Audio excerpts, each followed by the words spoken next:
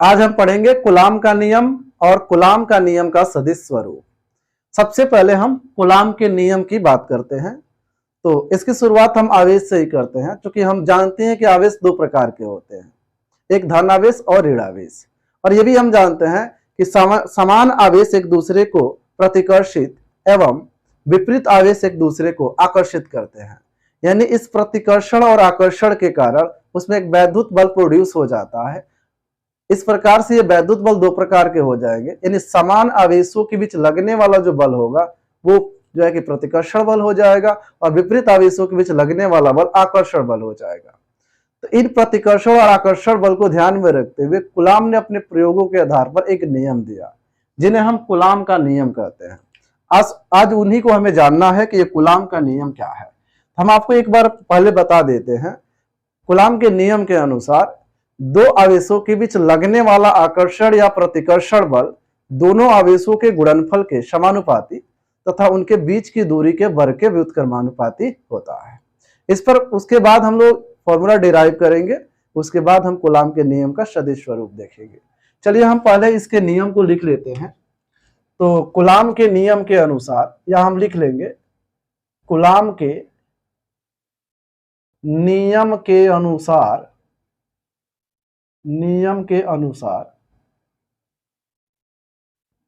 Coulomb के नियम के अनुसार कहता है दो आवेशों के बीच, किन्हीं दो आवेशों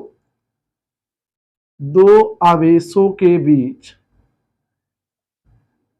बीच लगने वाला, दो आवेशों के बीच लगने वाला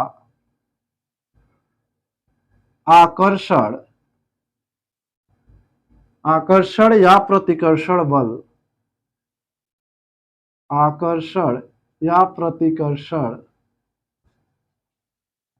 बल दोनों आवेशों के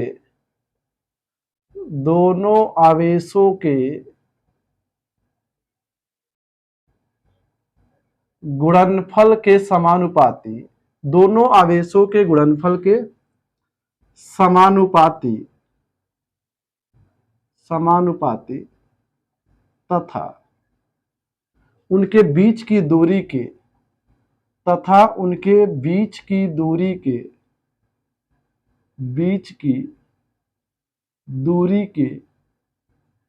वर्ग के व्युत्क्रमानुपाती होता है।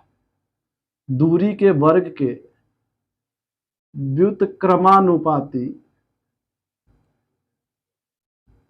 व्युत्क्रमानुपाती होता है। यही कूलाम का नियम है।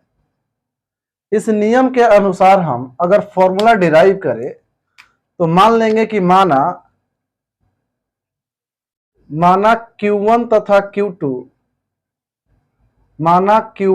Q2 दो आवेश निर्वात में रखे गए हैं। दो आवेश निर्वात, वायु या निर्वात कर सकते हैं आप यहां से, वायु या निर्वात में रखे गए हैं। वायु या निर्वात में रखे गए हैं, जिनके बीच की दूरी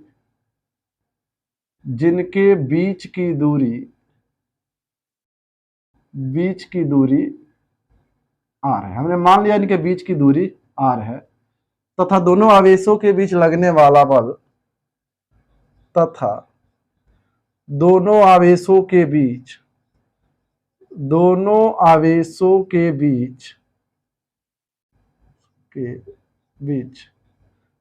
लगने वाला बल F हो। तब यहां पे समझना, हमने दो आवेश लिया, मान लेते हैं यहां पर एक आवेश है और एक आवेश यहां पर है, इनके बीच की दूरी r है। यहां पे हमने Q1 आवेश रखा और यहां पे हमने Q2 आवेश रखा। देखिए आवेश समान भी हो सकते हैं और आवेश विपरीत भी हो सकते हैं। तो यहाँ पे दो आवेशों के बीच की दूरी हम लोगों ने r लिया है और इसके बीच, तो कूलाम के नियम के अनुसार, यानी माना Q1 तथा Q2 दो आवेश वायु या निर्वात में रखे गए हैं, जिनके बीच की दूरी r है तथा दोनों आवेशों के बीच लगने वाला बल F हो, तब F समानुपाती कूलाम के नियम के अनुसार Q1 इंटू Q2, क्योंकि कूलाम का नियम कह रहा है कि दो आवेशों के बीच लगने वाला आकर्षण या प्रतिकर्षण बल दोनों आवेशों के गुणनफल के समानुपाती तथा उनके बीच की दूरी के वर्ग के व्युत्क्रमानुपाती होता है, यानी तथा F inversely proportional to R square.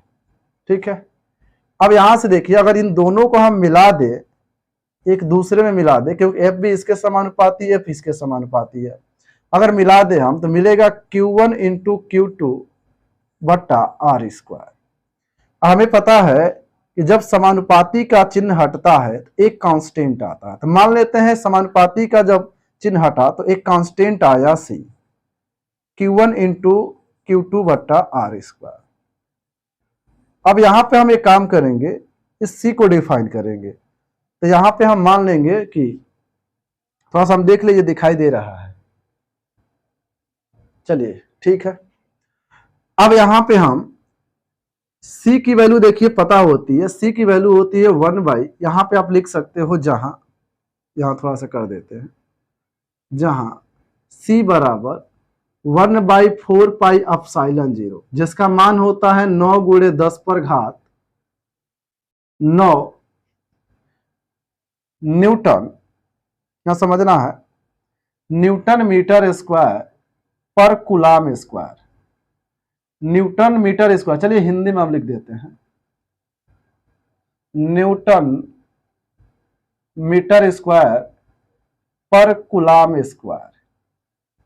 ठीक है, अब यहां से ना आपसे कभी कभी ना एप्सिलॉन 0 का मान पूछ लिया जाता है, रुचशीलता है, निर्वात की एप्सिलॉन 0 निर्वात की वैद्युतशीलता है, वैद्युतशीलता है। ठीक है, अब यहां पे ध्यान देना है कि एप्सिलॉन 0 का मान निकालने के लिए कहता है, तो आप यहां से सॉल्व करके निकाल भी सकते हैं।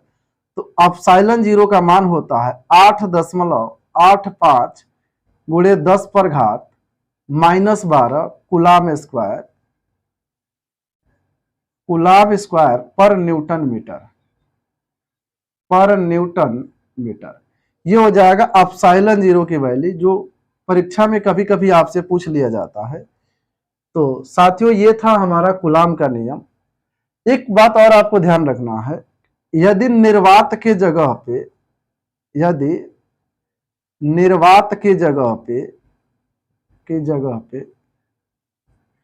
कोई अन्य माध्यम स्थित हो, कोई अन्य माध्यम स्थित हो,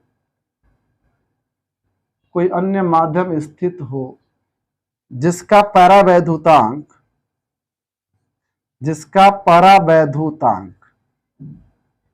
जिसका परावैद्युतांक K हो, तो फॉर्मूला हो जाएगा F बराबर 1/4 pi epsilon 0 into K into Q1 Q2 बट्टा R स्क्वायर। अब यहां पे देखिए एक फॉर्मूला यहां पे निकाला जा सकता था, जैसे यहां पे आप लिख सकते थे C की वैल्यू यहां पे रख के, अगर रख के लिखते आप तो मिलता 1/4 पाई एप्सिलॉन 0 Q1 Q2 बट्टा R स्क्वायर। अगर माध्यम निर्वात होगा तो आपको ये फॉर्मूला यूज करनी है, यदि कोई निर्वात के अलावा कोई माध्यम होगा तो आपको ये फॉर्मूला यूज करना है जिसका परावैद्युतांक K है। ठीक है, आई होप कि आपको ये कूलाम का नियम समझ में आ गया है।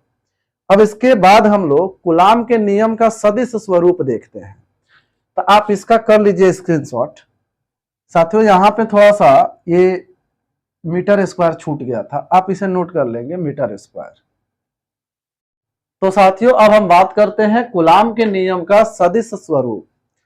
तो देखिए, कूलाम का ही नियम है, इसको हम सदिश रूप में लिखेंगे, यानी कूलाम के नियम को हम सदिश स्वरूप में कैसे दिखा सकते हैं। तो चलिए हम दिखाते हैं। इसके लिए हम मान लेंगे, यानी हम कहेंगे कि माना दो आवेश Q1 तथा Q2, माना दो आवेश Q1 तथा Q2 बिंदु A व B पर रखा गया है। माना, यहां से फिर से समझिए, माना Q1 तथा Q2 एक ही चिन्ह के दो आवेश बिंदु A तथा B पर रखे गए हैं जिनके बीच की दूरी r है तथा इनके बीच का माध्यम वायु या निर्वात है। ठीक है, यानी Q1 और Q2 दो आवेश, एक ही चिन्ह के दो आवेश है जो बिंदु A व B पर रखे गए हैं। एक काम करते हैं, इस भाषा को यहाँ पे लिख लेते हैं। यानी हमें क्या लिखना है, तो हमें लिखना है माना Q1 तथा Q2, माना Q1 तथा Q2 दो एक ही चिन्ह के दो आवेश, ऐसे लिख देते हैं। माना Q1 तथा Q2 एक ही चिन्ह के दो आवेश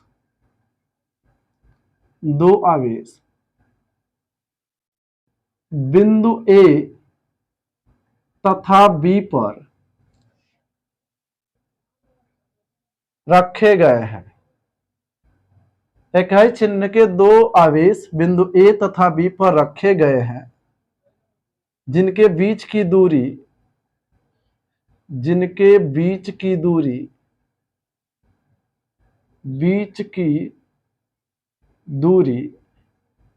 r तथा माध्यम वायु या निर्वात है। r तथा माध्यम वायु या निर्वात है,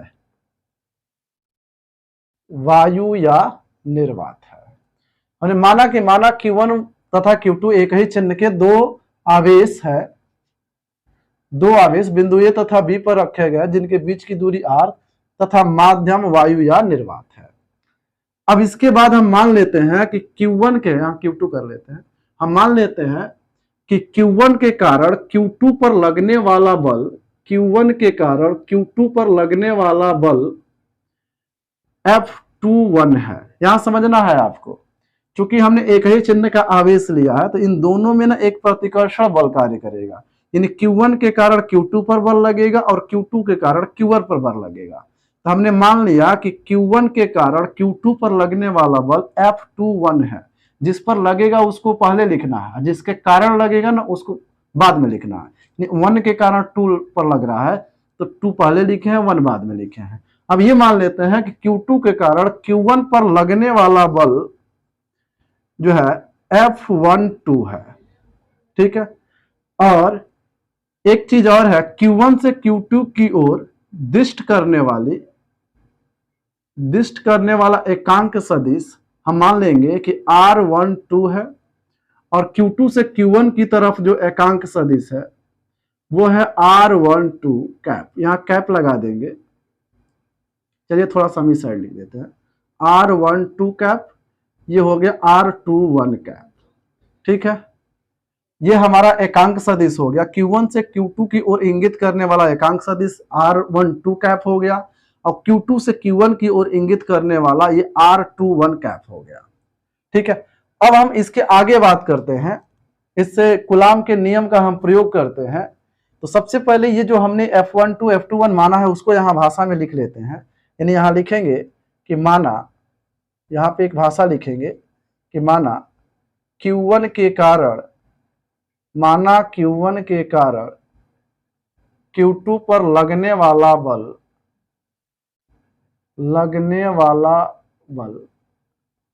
माना Q1 के कारण Q2 पर लगने वाला बल F21 है, F21 तथा Q2 के कारण लगने वाला बल, Q2 के कारण Q1 पर लगने वाला बल F12 है। थोड़ा सा इसको वेक्टर रूप में लिख लेते हैं। ठीक है, F12 है। तब कूलाम के नियम से, देखिए कूलाम के नियम से अगर हम F निकाले, इन F12 यदि हम निकाले, चलिए काम करते हैं F21 पहले निकालते हैं। अगर हम F21 पहले निकाले तो ये होगा 1/4 pi epsilon 0 Q1 into Q2 बट्टा R स्क्वायर इंटू, यहाँ पे एक सदिश रूप में एक चीज जुट जाएगा। यहाँ पे R21 है तो आप यहाँ पे लिखोगे R12 कैप। यही एक अलग सी चीजें जुड़ रही है, जहां आप यहाँ पे लिख सकते हो, डिफाइन कर सकते हो, जहां चाहे इसको एक समीकरण बना लेते हैं, समीकरण नंबर 1 बना लेते हैं और यहां लिख देते हैं जहां R12 कैप Q1 से Q2 की ओर इंगित करने, Q1 से Q2 की तरफ या Q2 की ओर दिष्ट करने वाला या इंगित करने वाला दृष्टि ठीक रहेगा, दृष्ट करने वाला एकांक सदिश है, एकांक सदिश है। यानी ये जो R12 है वो Q1 से Q2 की ओर दिष्ट करने वाला एकांक सदिश है। ठीक है, अगर हम इसी प्रकार अगर हम F12 निकाले, सॉरी F12 अगर निकाले, F12 यानी Q2 के कारण Q1 पर लगने वाला बल अगर हम निकालते हैं तो यह आएगा 1/4 pi epsilon 0 Q1 into Q2 बट्टा R स्क्वायर R21 कैप। इसको बना देंगे समीकरण नंबर 2। तो साथियों हम आपको बता देना चाहते हैं, जो समीकरण 1 और समीकरण 2 आपको दिखाई दे रहा है, यही हमारा एक जो है कि कूलाम के नियम का सदिश स्वरूप है। यानी आप चाहो तो यहां पे लिख सकते हो समीकरण 1 तथा समीकरण 2 को ही, समीकरण 1 तथा समीकरण 2 को ही कूलाम के नियम का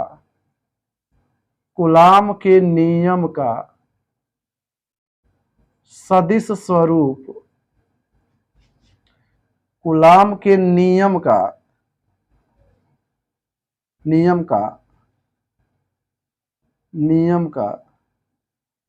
सदिश स्वरूप है,